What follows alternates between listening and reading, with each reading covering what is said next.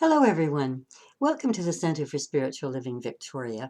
My name is Carrie Hunter, and I'm the Senior Minister at the CSL here. And if you're joining us for the first time today, we would love to see you in person when you're in Victoria. We meet at the Cook Street Village Activity Center, which is 380 Cook Street, Victoria. And meanwhile, it's lovely to have you with us here online today. Today, as I'm recording this, it is Sunday afternoon. And this morning we had a Remembrance Day service, a little bit early, but we always have a service sometime in between dates if we don't happen to have November 11th as a Sunday. So today we did a service where we really were in remembrance about a lot of things.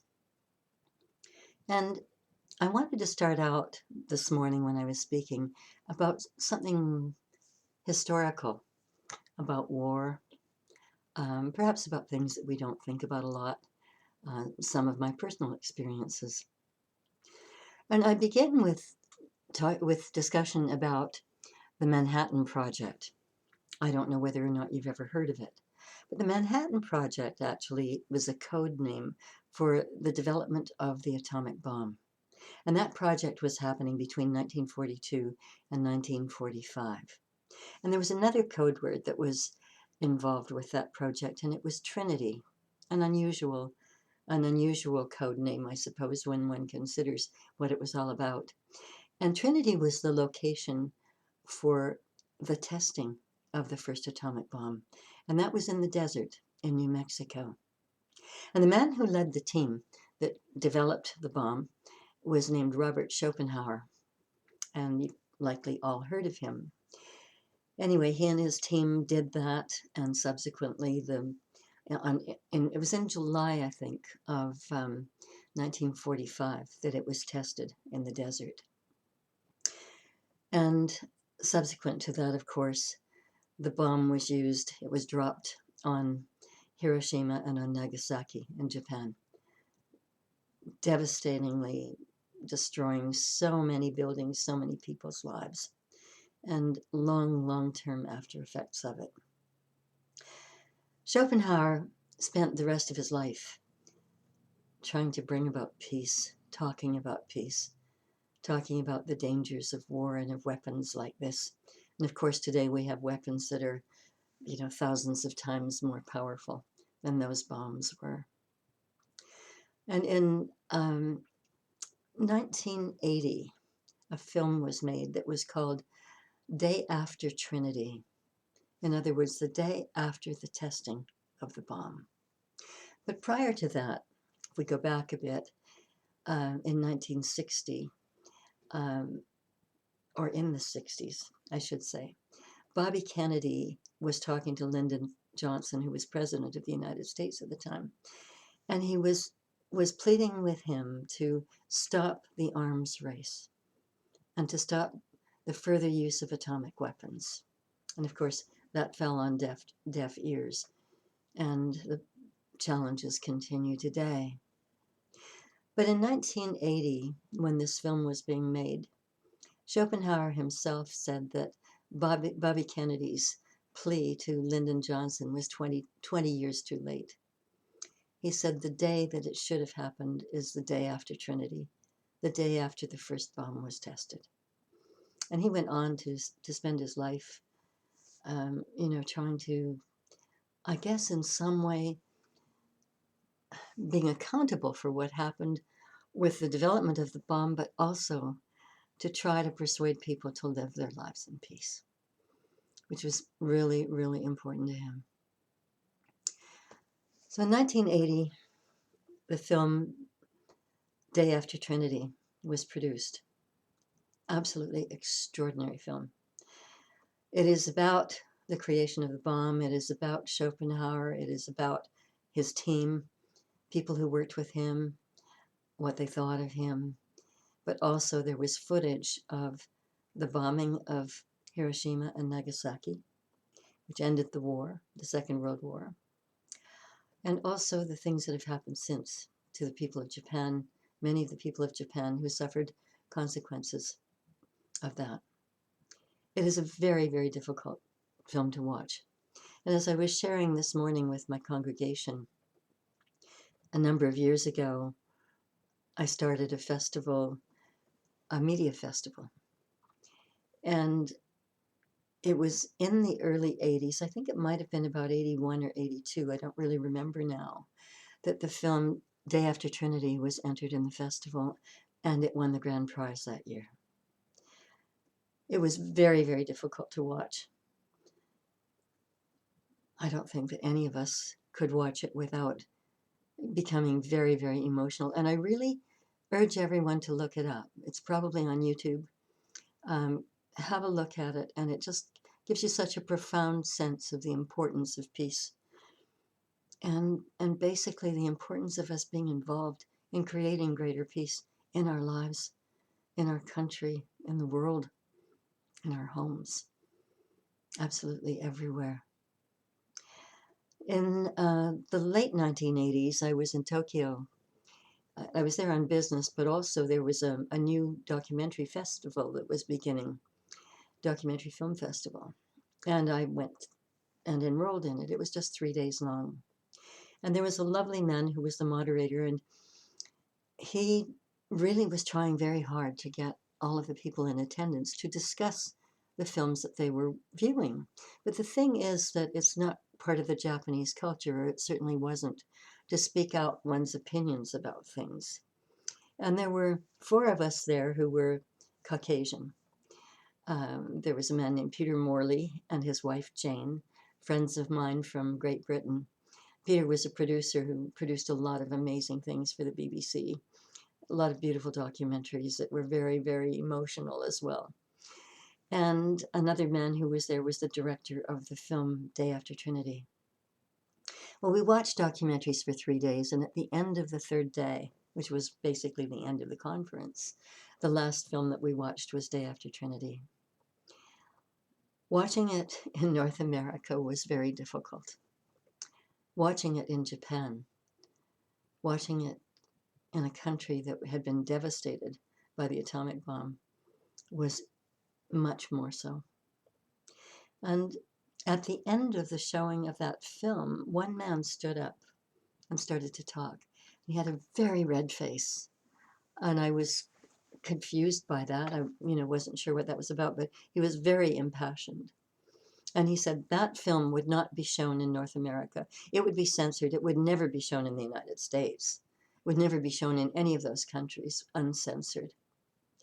And I stood up and said, with all due respect, that film won the grand prize at a festival that I do in Canada.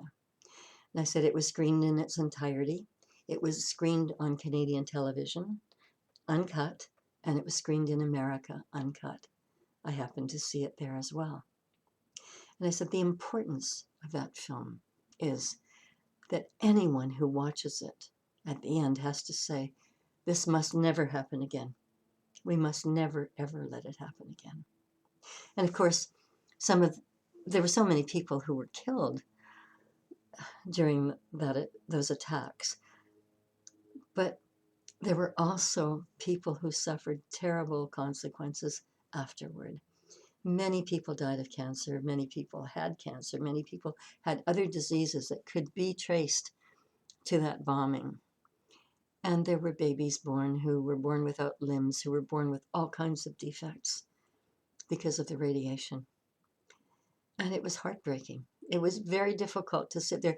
And as I said to my congregation this morning, it doesn't matter what the Japanese did. It doesn't matter what the Canadians did. It doesn't matter what the Americans did. It doesn't matter what any of us did.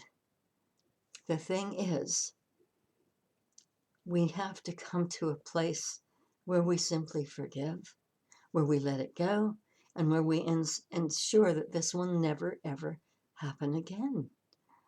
This is a very important film. So at the end of that screening and the very limited discussion where I spoke to the gentleman who was very, very upset, we were taken into another room for a reception. And as was the tradition at the time, I don't know if it still is, people came out with huge bottles of beer and were pouring people glasses of beer. And as I was standing there, the man who had spoken ahead of me, with the man with the red face, came up to me, and he kept bowing and saying, "I'm sorry. I'm so sorry. I'm so sorry." And I was saying, "No, no, no. You know, I wanted you to know that when I saw that film and when others see it, we recognize the importance of peace. We recognize that this should never happen again." And he didn't hear anything I said. He just kept bowing and saying, "I'm sorry." And then he looked me in the eye and said, "I was burned at Nagasaki." Well, I could scarcely breathe. I started to cry. He started to cry. We put our arms around one another and just held one another. I don't know for how long. And we both cried. Now, if you've been to Japan, if you've studied Japanese culture, you know that you don't even shake hands with someone in Japan unless that person's hand is offered to you first, especially as a woman. And you certainly never embrace anybody. And there we were. All cultural ideas fell away. The only thing that mattered at that time was the compassion and the understanding that was exchanged between the two of us. To this day, if this man were walking down a street in Victoria and I ran into him, I would recognize him. I will never forget his face. I will never forget his eyes.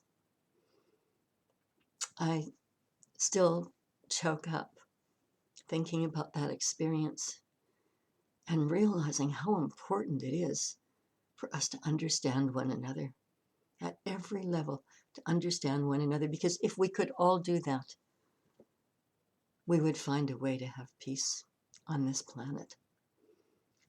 And basically, the subject of my talk today is "Let There Be Peace on Earth."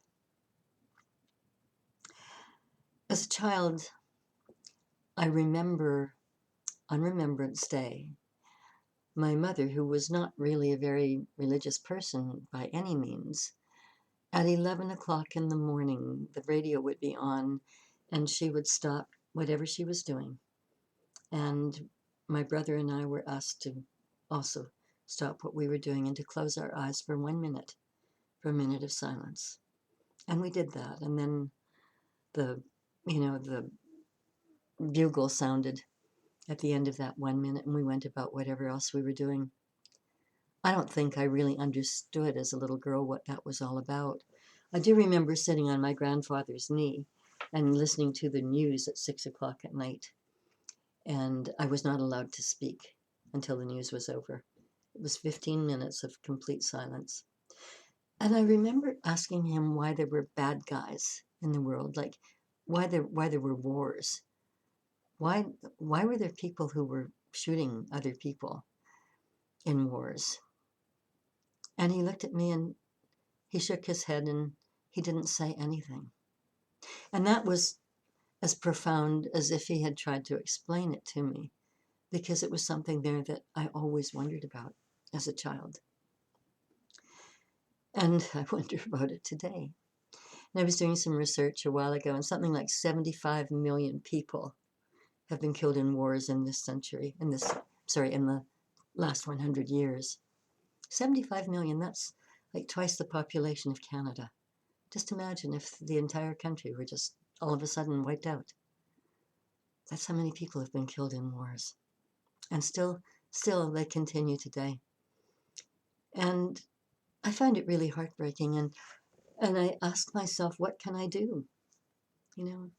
As one person, what can I do? Is peace possible?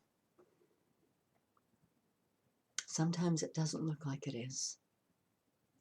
I was thinking about having a dinner at my place many years ago. It was the day that the Iraq War began, when America bombed Iraq. And one of my guests at dinner was a lovely woman named Edith Wallace, who used to sing once in a while at my church in Vancouver. And she had just written a song that she sang that night. And the title of the song was He is some mama's baby child.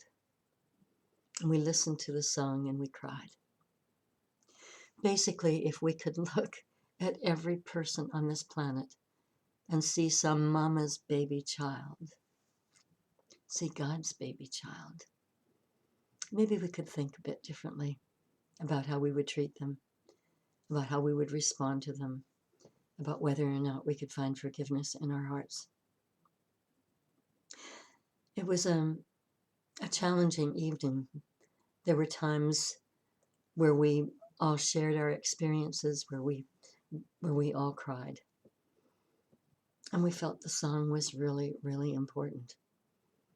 And as I was remembering that yesterday, I was thinking of a little girl who was 7 years old, who moved to Canada from Switzerland with her mom and her sister.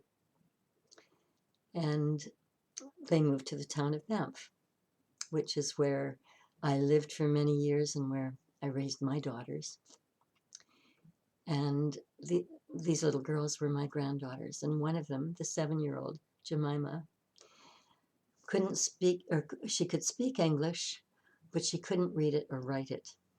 And at age 7, she sat down at her mom's computer and phonetically wrote a letter to 13 little girls in her class, asking them if they would like to participate in forming a chapter of Little Women for Little Women in Afghanistan, an organization that would raise money to help hire teachers for little girls in Afghanistan. Well, the 13 little girls said yes. And within a few years, they were supporting 2 teachers full-time for little girls in Afghanistan. And they were supporting an orphanage in Kabul. The hearts of these little ones, imagine 7 years old and wanting to do that. Jemima now is 21, and she's in her 4th year at McGill in Montreal. And when I actually saw her the first part of September, just before she went back to school. And America was, of course, withdrawing troops from Afghanistan. And as soon as they were doing that, the Taliban took over, and little girls could no longer go to school. My heart was breaking for them, but it was also breaking for my granddaughter, who as a little girl, as a 7-year-old, was so committed to seeing that every little girl had the opportunities that she had. And I cried, and I said to her, I just wanted to hold her when I heard this. I said, it must break your heart. And she said, we did all that we could do when we were little girls. And she is now the co-coordinator of Little Women for Little Women in Afghanistan and inspires other little girls to get involved. And I said, this must hurt you so much. And she said, no. She's doing a double major at McGill in international studies and gender studies. And she will go on as an adult to do other things that are going to empower women and girls, and who knows where. But the thing is that commitment has never left. She's got a heart as big as the universe. And I am so touched to see her determination to make the world a better place. And it gives me hope that, yes, we can have peace on earth with young people like her growing up, and with those little friends that she had in Banff when she lived there. I'm thinking also of things that Mother Teresa said. One of the things that always really rang true for me was, it's a lot easier to send money for a cup of rice in a country far away, cup of rice for someone who's starving, than it is to give love and compassion and forgiveness to those who are closest to us. Sometimes in our own families. It might be a neighbor. It might be someone in our community. It might be someone in government. You know, we could all choose someone somewhere that we kind of have problems forgiving and understanding and having compassion for. And I thought, That is so true, because really what is ours to do is to start with peace within ourselves. I mean, Ernest Holmes, our founder, said, peace begins with me. Meaning it begins with you. It begins with each one of us. It begins inside each one of us, because each of us has within us this presence. The kingdom is within. Words from long ago from Scripture. The kingdom is within. Each one of us has the presence of God, Spirit, the universe, intelligence, whatever it is, source, whatever it is that you want to call it. We're made of that stuff. And we are one with one another. We're brought together as brothers and sisters, as baby children, by that one power that is in us all. It's not somewhere out there. It is inside us, and it's there for us to use and to consciously use to create a world in which we want to live. As Ernest Holmes always said, there's a power for good in the universe and you can use it. He said that at the beginning of every radio broadcast that he did. Are we listening? Do we really get it? Do we really understand it? What is mine to do? What is yours to do at this time in this universe? We have to, on Remembrance Day, remember the loss. Remember what that's like. To not remember is to give up part of our humanity. We need to feel that compassion, that love, that desire for peace. You know, I typically go to a cenotaph on Remembrance Day. Watch the service, watch those 4 aircraft fly over, one that falls slightly behind the others, representing the flyer who didn't make it back, the one who got shot down. And I'm touched by that. I'm moved by that when I see it, because my father was shot down over Germany. I never knew him. He was shot down before I was born.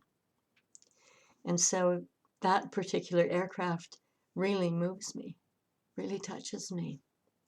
But more than that, I remember seeing in the past very elderly women walking up to the cenotaph and laying a wreath. Once I remember a woman laying a wreath in memory of the 7 sons that she lost in the Second World War. 7 sons. In no way can I comprehend that. In no way can I comprehend that a mother can walk to a cenotaph and lay a wreath without screaming. How can they be so stoic?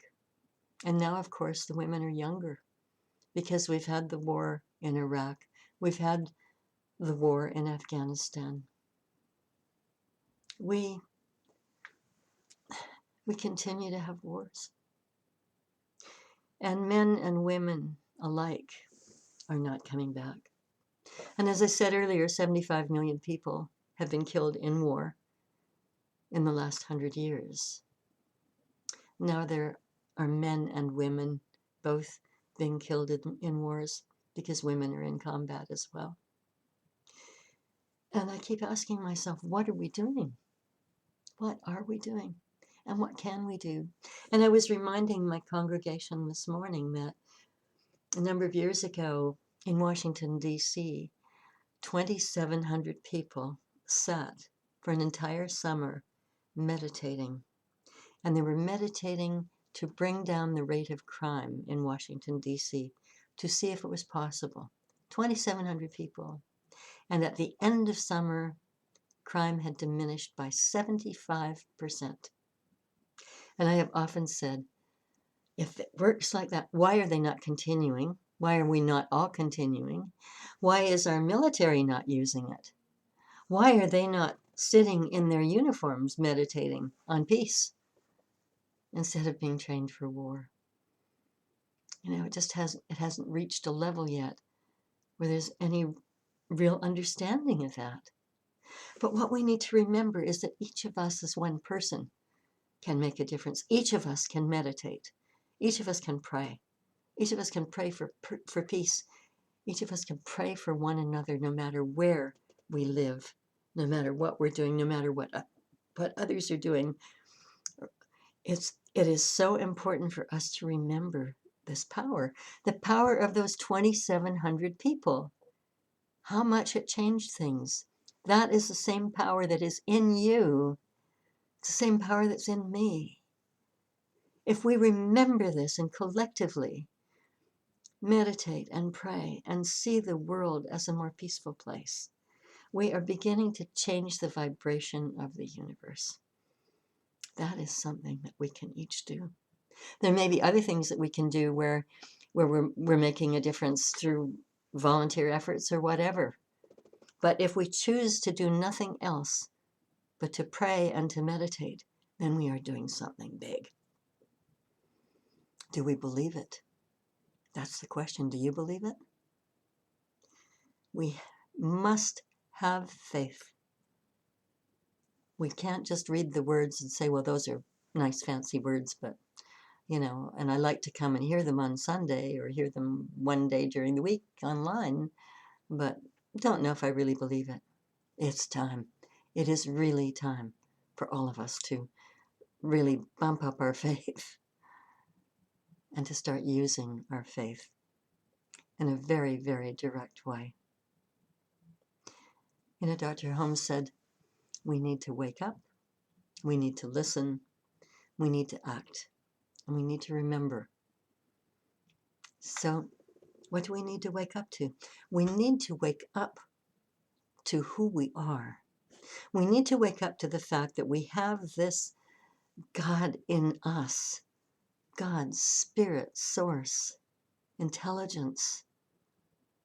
It's even been proven now that we have this power to manifest things in our lives. It's been proven through quantum physics. We can't deny it any longer. We are living in the time when science and religion walk hand in hand, which is what Ernest Holmes so many years ago said that he longed for that day. And we're living it now. What are we listening for? How are we listening? Well, we're listening when we meditate. I always say praying is talking to God and meditating is listening to God. We're listening for that still small voice. And we need to meditate until we hear it, not just say, oh, my mind's too busy. It takes practice. You don't learn to play the piano overnight. It takes practice. And it's the same thing with meditation. And so we listen. We listen for messages about what it is that is ours to do. And then we act. We take action upon the message that we hear. The message might be that we just keep on praying, keep on meditating, keep on keeping on, but there may be something specific, something like that little 7-year-old girl heard so many years ago that led her to take action.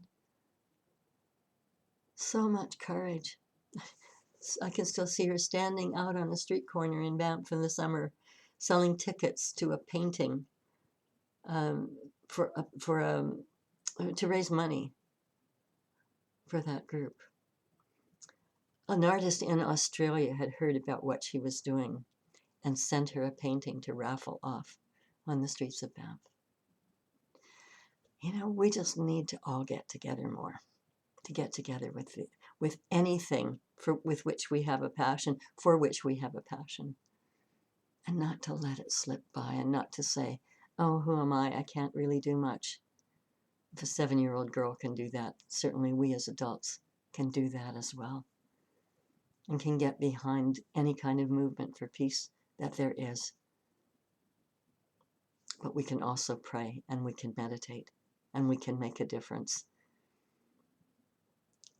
Why they stopped meditating in Washington, D.C. and let the crime rate go back up again, I have no idea. That's a question for them. But let us not ignore the power of that. And then we need to remember. What is it we need to remember? We need to remember the truth of who we are. We need to remember how powerful we are, and we need to believe it, and we need to trust it, and we need to use it. We need to remember that we are all bits of God stuff. And what would God do? What would we expect God to do?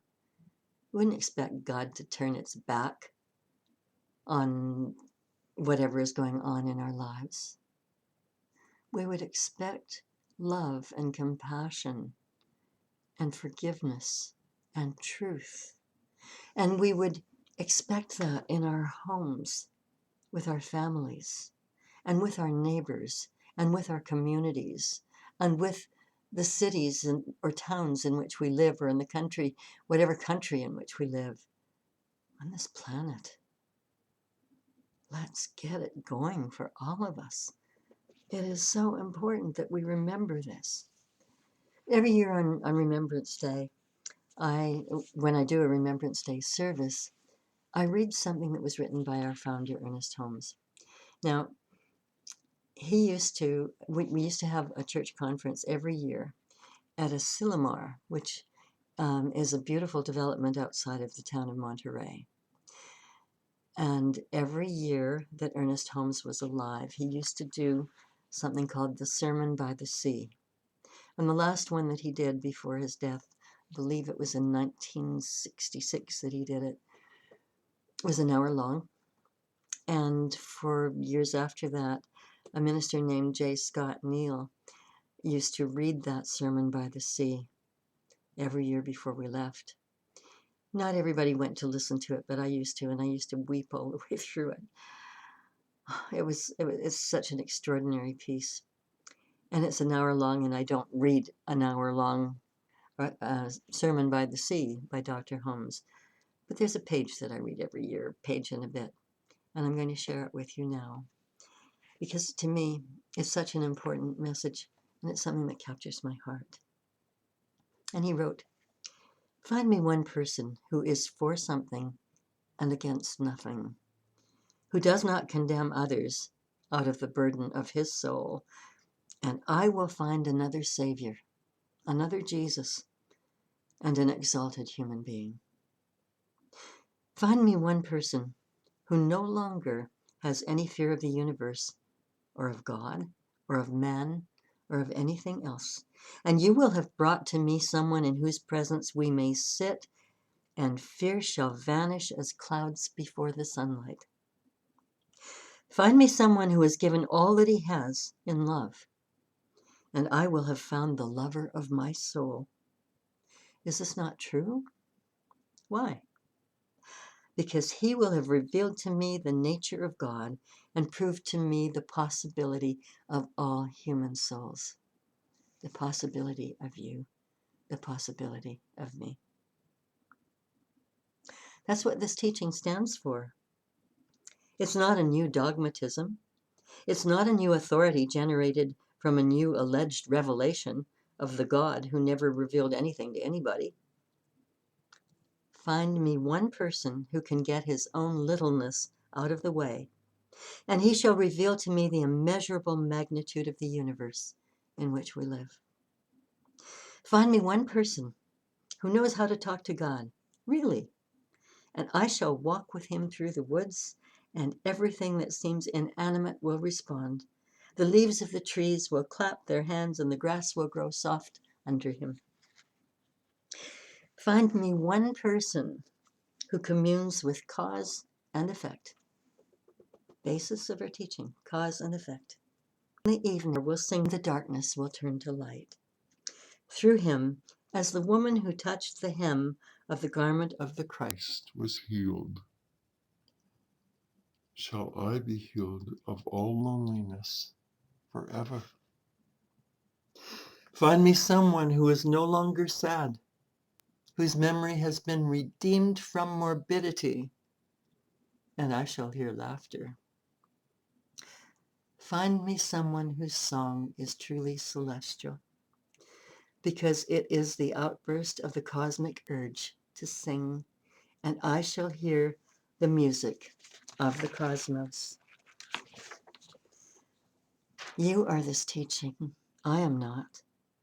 I'm only the one who put something together. I don't even take it seriously.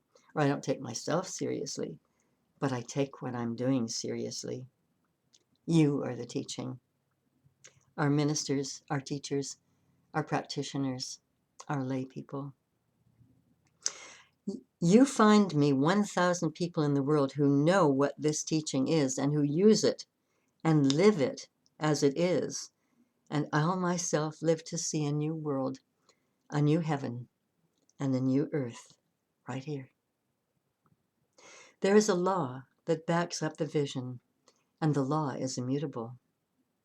Heaven and earth shall pass away, but my word shall not pass away. There is a power transcendent beyond our needs, our little wants. Demonstrating a dime is good if one needs a dime. Or healing oneself of pain is certainly good if one has it. But beyond that, at the real feast at the tabernacle of the Almighty, in the temple of the living God, in the banquet hall of heaven, there is something beyond anything that you and I have touched. How important it is that each one of us, in his simple way, shall live from God, to God, with God, in God, and to each other. That's why we're here. And we are taking with us a vision and an inspiration, something beyond a hope and a longing, that the living Spirit shall, through us, walk anew into its own creation, and a new glory shall come with a new dawn. Find 1,000 people who know that and use it, and the world will no longer be famished. Find 1,000 people who know that and use it, and there will be a world of peace. Take this with you today. You are some of the 1,000. Remember. And in our hearts, we sing, let there be peace on earth, and let it begin with me. Thank you for being here today. Thank you for sharing this time. Thank you for your generous spirits. I hope we get to meet sometime in person soon. Meanwhile, if you would like to support us with a donation, we would be very grateful to receive it. You can go to our website, www.cslvictoria.org, and you can make a donation there. You click on the button and you can donate either through PayPal or through a credit card. Or you can send a donation to donate@cslvictoria.org. That's donate@cslvictoria.org. We are a tithing group. We support organizations in our own city and abroad, and we support our head office as well. So the gifts that you give go out and do good works in the world as well. We're doing our best to be the best that we can be and to remember the truth of who we are. I remember this for each one of you. I remember the goodness that you are. I remember the God selves that you are. The love, the compassion, the wisdom, the truth. I know that you are made of love and that you are love in expression. And I am so grateful. And so it is. Hope to see you again soon. Bye for now.